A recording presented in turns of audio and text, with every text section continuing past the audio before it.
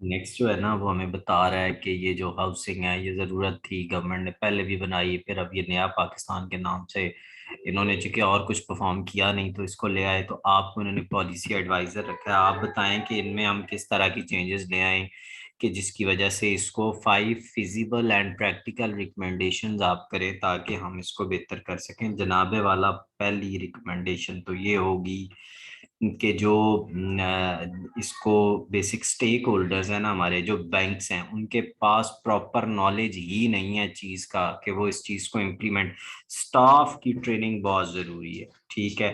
دوسری چینج یہ ہونی چاہیے کہ جو پروسیسنگ فی ہے وہ اس وقت تک نہ لی جائے جب تک کیس اپروو نہ ہو جائے۔ تیسری چیز یہ ہے کہ کیس جب پروسیس ہوتا ہے تو اس کی ٹریکنگ کا کوئی نہ کوئی نظام ہونا چاہیے، آلریڈی اس کی ٹریکنگ کا کوئی نظام نہیں۔